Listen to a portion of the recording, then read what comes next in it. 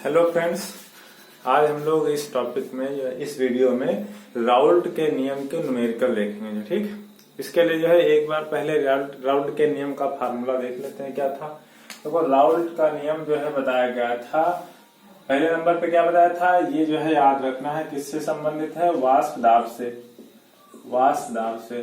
फिर बताया गया था कि वाष्प दाब में जो आपेक्षिक अवनमन होता है, ठीक है, जब किसी विलायक से विलयन में जाते हैं तो वाष्प दाब में जो आपेक्षिक अवनमन होता है, जिसको ऐसे लिखा जाएगा, ठीक है, वो बराबर होता है विलेय के मोल प्रभाज के n/n+n के। जो यही हमारा है राउल्ट के नियम का सूत्र, इसी से हमारे लगेंगे न्यूमेरिकल। ठीक, थोड़ा इसमें एक पॉइंट और याद रखना है कि यदि पहली बात तो ये राउल्ट का नियम कहते हैं तब विलयन के लिए लगता है। इसका मतलब जो n होगा वो जो है बहुत ही कम होता है इस कैपिटल N की तुलना में। स्मॉल n है क्या यहाँ पे? विलेय के मोल। कैपिटल N कहा क्या है यहाँ पे? विलायक के मोल। तो जब ये बहुत कम होगा तो यहाँ पे कहा गया कि n+n को, यानी विलेय प्लस विलायक के मोल को हम लगभग मान सकते हैं केवल विलायक के मोल के बराबर। ठीक है, तो यहां से ये चीज जो है निकल के आ जाएगी P0 - PS/P0 = n/N। ये फार्मूला बन जाएगा। इसके अलावा एक चीज और इसमें बताई गई थी, जो n होता है यानी मोल, विलेय के मोल बराबर होगा विलेय का भार अपान विलेय का अणुभार। ऐसे कैपिटल N यानी कि विलायक के मोल बराबर होता है विलायक का भार बटे विलायक का अणुभार। तो अगर इन चीजों को यानी स्मॉल n की जगह ये और कैपिटल N की जगह ये यहाँ पे रखा जाए तो यही फार्मूला हमारा बन गया था P0 - PS/P0, जो हो जाएगा W बटे स्मॉल m अपान में कैपिटल W बटे कैपिटल M, यानी ये बन गया होगा M/W। ठीक, तो इस फार्मूले का यूज हम तब करेंगे जब हमसे कहा जाएगा विलेय के मोल निकालो, और इस फार्मूले का यूज हम तब करेंगे जब हमसे कहा जाएगा, इस फार्मूले का यूज कब करेंगे? जब हमसे P0 या फिर P0 निकालने को कहा जाएगा, P0 या फिर जो है PS निकालने को कहा जाएगा। ये क्या है? ये है हमारा विलयन का वाष्प दाब। ये क्या है? फिर से सुनो, ये क्या है? विलायक का वाष्प दाब। ये क्या है? विलयन का वाष्प दाब। ये क्या है? विलायक का वाष्प दाब। ये विलेय के मोल, विलेय के मोल, विलायक के मोल। वही चीज यहाँ पे चलती जा रही। विलायक का शुद्ध विलायक का वाष्प दाब, विलयन का वाष्प दाब, विलायक का वाष्प दाब, विलेय का भार, विलेय का अणुभार, विलायक का अणुभार, विलेय का भार।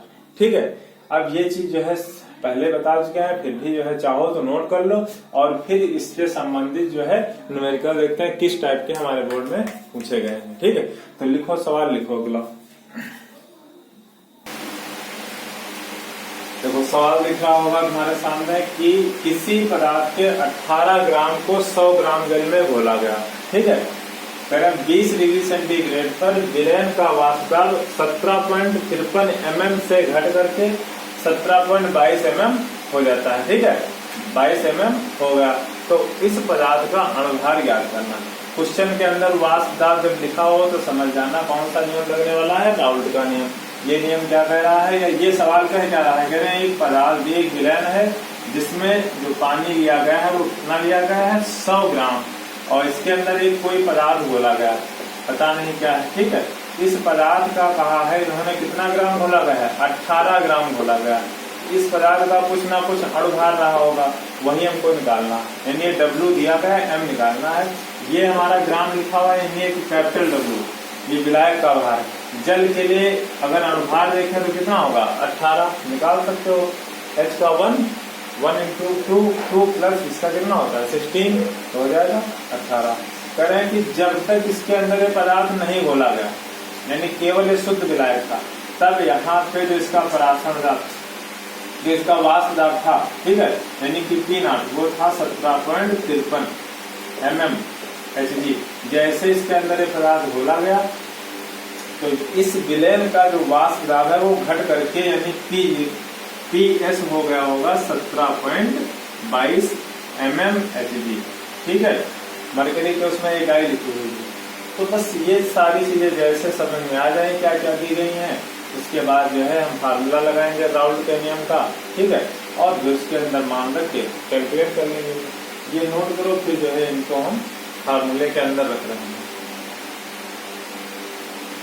देखो अणुभार जब निकालने को कहा जाए तो फार्मूला अभी पीछे दिखाए हैं, P0 minus PS upon P0 is equal to small n upon capital N था। लेकिन जब अणुभार निकालना तो n की जगह हमने क्या बताया था रख देना, W अपान n इंटू n की जगह क्या रखोगे, फिर W अपान n, जो उल्टा हो जाएगा, यानी M अपान W। ठीक है।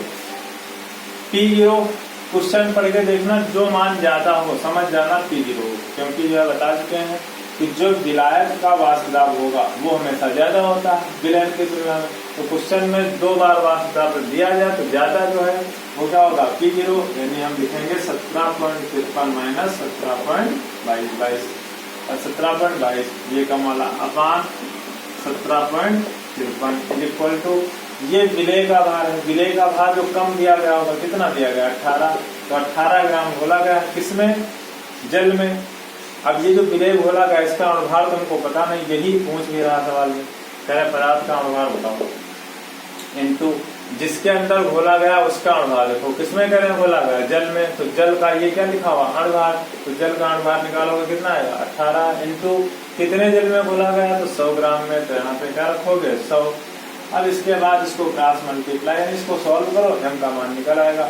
यहाँ से 17.53 से अगर इसको माइनस किया जाए तो हमारा ये आ जाएगा 17.53 से अगर 17.22 माइनस किया जाए तो यहाँ से 3 से 2 जाएगा 1, यहाँ पे जो है 3., ठीक, यानी कि आ गया 0.31 upon 17.53 is equal to 18 into 18 upon m into 100।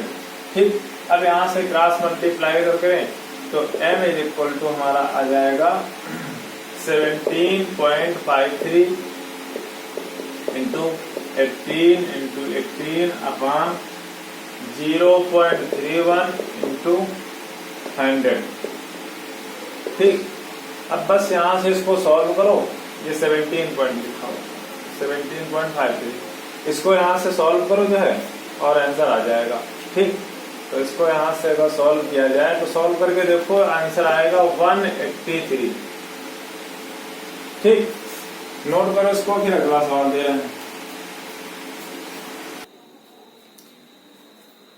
देखो दूसरे सवाल में कह रहा है कि 30 डिग्री सेंटीग्रेड पर, अच्छा यहाँ पे इस वाष्प दाब वाले सवाल में इस टेम्परेचर का कोई काम नहीं है, क्योंकि फार्मूले के अंदर देखो कहीं पे टी नहीं था। ठीक है, तो ये दिया तो जाएगा लेकिन इससे कोई मतलब नहीं। दे क्यों रहे हैं, क्योंकि वाष्प बनाने के लिए कोई ना कोई टेम्परेचर होना चाहिए। ठीक, करें कि यूरिया का 6%, ठीक, जलीय विलयन का वाष्प दाब करें इतना हो जाता है, यदि शुद्ध जल का वाष्प दाब इतना हो तो करें यूरिया का अणुभार ज्ञात करो। देखो यूरिया का अगर अणुभार कहें तो यूरिया का अगर हमको अणुसूत्र मालूम हो तो NH2CO NH2, तो यहां से भी हम अणुभार निकाल सकते हैं, 60 आएगा। ठीक, कैसे, इसका 14 रखा हमने और इसका 2 रखा, इसका 12 प्लस 16 प्लस 14 प्लस 2, 60 आ जाएगा। लेकिन अब हमको यहाँ पे इस तरह से नहीं निकालना, हमको निकालना इस फार्मूले से, इस सवाल के हिसाब से। तो इस सवाल कह रहा है कि जब हमने एक विलयन लिया, ठीक, या एक जो है विलायक लिया और इस विलायक के अंदर हमने एक विलायक लिया और इस विलायक में कहा गया कि एक विलयन बनाया हमने 6% यूरिया का, ऐसे समझो 6% यूरिया का विलयन बनाया। तो 6% यूरिया का मतलब ये पहले बता चुके हैं, परसेंट वाले केस में जब परसेंटेज लगा होता है तो जो हमारा विलायक है वो कितना मानोगे, 100 ग्राम। यानी यहाँ पे जो पानी का भार होगा यानी H2O, क्योंकि जलीय लिखा हो तो H2O का जो भार होगा जिसको हम लिखेंगे कैपिटल W से 100 ग्राम हो जाएगा। और यहीं से H2O का अगर हम कहें अणुभार कितना होगा तो निकल के आ जाएगा 18, अभी पीछे निकाला गया था। फिर ये परसेंट वाले केस में ऐसा होता है, परसेंट वाले केस में हमेशा विलयन कितना लिया जाता है, विलायक का भार कितना लिया जाता है, 100। ठीक है,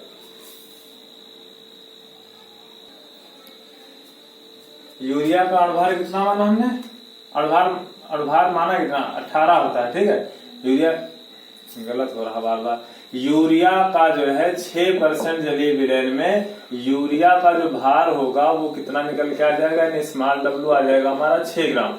ये नोट कर लेना, ठीक है। और फिर यूरिया का हमें जो अणुभार होगा, वैसे अगर हमको ये रखना होता कहीं तो हम निकाल सकते थे, लेकिन यहाँ पे हमें ज्ञात करना है इस सवाल के अनुसार जो, ठीक है।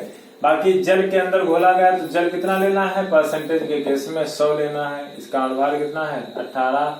निकालना क्या है हमको, अणुभार दिया क्या गया है वाष्प दाब। तो फिर से वाष्प दाब के लिए हम राउल्ट के सूत्र पे जाएंगे, ये मिटा रहे हैं, ठीक है। इसको नोट करो। और फिर इसके बाद जो है जब वाष्प दाब दिए गए होंगे, यानी एक P0 दिया गया होगा, एक PS दिया गया हो, तो P0 minus PS upon P0 is equal to हो जाएगा N अपान N। N की जगह हमको क्या रखना है W अपान M, और कैपिटल N की जगह भी क्या रखना है W अपान M, जो ऊपर आएगा और बन जाएगा M बटे W, ठीक। P0 यहाँ पे जो ज्यादा दिया गया हो, क्या कौन सा ज्यादा दिया गया है 31.70, 31.70 minus 31.13 upon 31.70 equal to W कितना दिया गया है 6। अणुभार निकालना है ये कितना दिया गया था, ये क्या है जल का अणुभार 18 अपान जल का भार कितना दिया गया है, ठीक है 100। फिर से यहाँ पे जो है इसको माइनस करो तो 0.57 आ जाएगा, ठीक, अपान 31.70 आ जाएगा is equal to 6 into 18 upon m into 100। अब यहाँ से m निकालना है तो चाहे यहीं से काट लो, चाहे m बराबर निकालना है तो m बराबर देख लो क्या होगा 31.70 इंटू 6 गुणे 18 अपान 0.57 इंटू 100। इसको सॉल्व करके देखो जो आएगा 60। यही हमारा आंसर हो जाएगा, ठीक है। नोट करो इसको जो है। फिर तीसरा सवाल लिखते हैं। अगर ना समझ में आए तो एक बार वीडियो पीछे करके देख लें मुझे। देखो अब इस टाइप के सवाल में फार्मूला वही लगना, लेकिन इनके पूछने का तरीका बदल गया। अब यहाँ पर ये जो है वाष्प दाब देखो लिखा हुआ है, ठीक। पहले पढ़ लो सवाल। पहले ग्लूकोज का एक विलयन बनाया गया। हमने क्या बनाया है, एक ग्लूकोज का विलयन। इसके अंदर ग्लूकोज घोला गया होगा और कैसा है जलीय विलयन, मतलब यहाँ पे क्या रहा होगा पानी। टेम्परेचर कोई ना कोई रहा होगा। करें 10 ग्राम ग्लूकोज को, यानी ग्लूकोज का जो भार है वो कितना कहा गया है 10 ग्राम। ग्लूकोज को 90 ग्राम जल में घोला गया, यानी इसका जो भार है वो कितना है 90 ग्राम जल में घोला गया, बनाया गया। यदि शुद्ध जल का वाष्प दाब, यानी जब इसमें ये नहीं घोला गया था, यानी कहने का इनका मतलब है P0 कह रहे हैं कितना हो 32.8 mmHg, ये इकाई लिखी हुई है, ठीक है। तो कह रहे हैं विलयन का वाष्प दाब, यानी जब इसके अंदर एक घोल दिया गया हो, यानी कि कह रहे हैं कि PS का मान ज्ञात करो, विलयन का वाष्प दाब ज्ञात करो। तो वो वाष्प दाब आया, सवाल वही, फार्मूला वही लगेगा राउल्ट के नियम का, ठीक। अब यहाँ पे जो है जब ये निकालना है तो इसके लिए हमको जो है इस ग्लूकोज के अणुभार की जरूरत पड़ेगी। तो अभी हमने बताया था जब अणुभार रखना हो तो हम उसके अणुसूत्र से निकाल लेंगे। ग्लूकोज का अणुसूत्र होता है C6H12O6।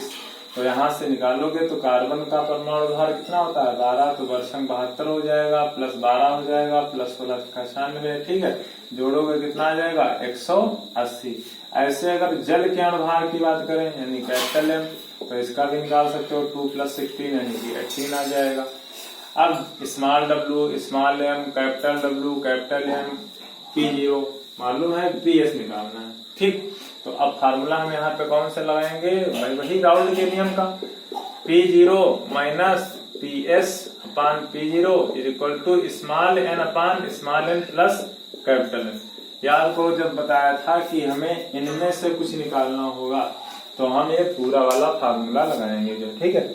इसमें हमको ये वाला n गैर नहीं करना, ये रखना है हमको यहाँ पे, ठीक। तो कहने मतलब अब इसी फार्मूले से सवाल लग जाएगा।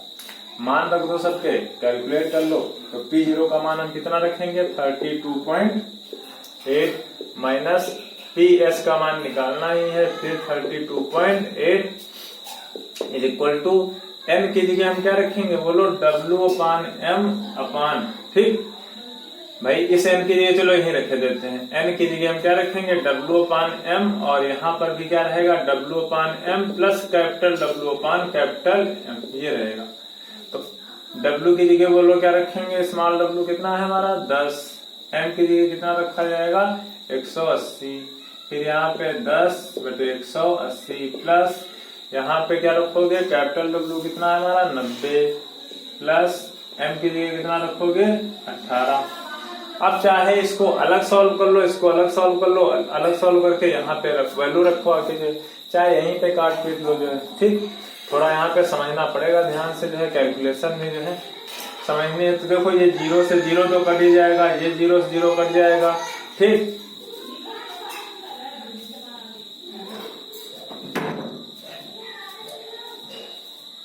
ये 0 से 0 कटेगा, ये 18×5 90 हो जाएगा।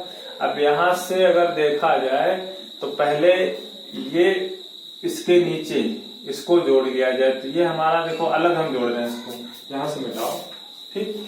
अब देखो ये तुमको काम जो है बहुत फास्ट करना है तभी काम हो पाएगा जो, ठीक। यहाँ पे हम रख रहे हैं 32.8 minus PS upon 32.8 equal to, देखो ये है हमारा 1/18, तो इसको हमने रख लिया 1/18। नीचे हमारा देखो ये यहाँ पे क्या आ रहा है, ध्यान समझो, यहाँ पे है 1/18 प्लस 5, तो इसको हम एलसीएम लेके ऐड कर ले पहले। तो यहाँ पे हमारा एलसीएम आ जाएगा 18, तो 18 कम 18, ठीक है। तो यहाँ पे बच जाएगा 1, और ये 18×5 हो जाएगा 90, जोड़ोगे तो कितना आ जाएगा 91/18। यानी इस चीज को सॉल्व करके हम क्या रख सकते हैं 91 यानी इसके नीचे आया होगा 91/18, तो हम इसको अगर ऊपर ले जाएं तो ये यहाँ चला जाएगा, ये यहाँ, यानी ये हो चुका होगा हमारा ये 91/18, ठीक। अब यहाँ से देखो कुछ कट रहा, अगर कट रहा तो काट सकते हो भाई, यहाँ से 18 से 18 कट रहा, ठीक, ये निकालना है। अब देखो क्रॉस मल्टीप्लाई करवा के, अब ये बचा है हमारा 1/91, ठीक, 1/91 क्रॉस मल्टीप्लाई कर लो जो है, तो 91 का इसके साथ अगर गुणा कर लिया जाए, तो 91 का अगर इसके साथ गुणा कर लें तो अभी लिख लेते हैं ऐसे 32.8 गुणे 91 माइनस ये इसके साथ गुणा होगा, तो 91 into PS is equal to 32.8, ठीक। अब ये आ गया हमारा 91 PS इज इक्वल टू 32.8, ये उधर गया तो माइनस में, इनका गुणा कर लो जो है, यहीं पे गुणा करके तब लिखते हैं, ठीक। अब ये तो गुणा करने पड़ेगा 32.8 को अगर 91 से गुणा किया जाए, अभी पॉइंट को भूल जाओ, तो ये हो जाएगा 8 2 3 9 72 के 2 8 चले 7 9 दूनी 18 और 7 25 के 5 8 चले 2 9 3 27 28 29, जोड़ लिया जाए तो जोड़ने पे कितना आ जाएगा 8 4 5 3 8 9 और 2 और 1 दशमलव था यहाँ पे, तो 1 दशमलव दे जाएगा, यानी 32.84 ये आ गया, ठीक। ये माइनस में रहा होगा, अभी माइनस कटेगा जो है 91 PS इज इक्वल टू, अब इसमें से अगर ये घटाया जाए, ठीक, तो ये इसमें से समझ लो, अब यहाँ दिख नहीं रहा होगा तो ऊपर लिख रहे हैं 3284, यानी 3284.8 से अगर घटाया जाए 32.8, माइनस में मान आएगा घटा, ये ज्यादा ये बड़ा है ये छोटा, तो माइनस में आएगा, ये हो जाएगा 0, यहाँ से जो है 2 आएगा और यहाँ से जो है 5 आएगा, ठीक। फिर यहाँ पे यानी माइनस का आएगा, माइनस का यहाँ पे रहेगा, माइनस का आएगा 2952, ठीक। माइनस से माइनस कट जाएगा और इसके बाद जो PS है वो हमारा आ जाएगा 2952/91। इसको सॉल्व करो, ठीक, और सॉल्व करके देखो कितना आंसर आ रहा, तो ये लगभग आना चाहिए 32.4 के आसपास mmHg। देख लो दिख रहा है, देखो जल्दी से, ठीक है दिख रहा है, इसको नोट करो ध्यान, सवाल एक बार पढ़ के फिर उसको जो है दोबारा देख लेना, कैलकुलेशन थोड़ी ज्यादा है इसीलिए जो है बड़ा सवाल लग रहा है, बाकी सवाल बड़ा नहीं है, ठीक। सॉल्व कर लो जो है, और फिर एक और सवाल दे रहे हैं।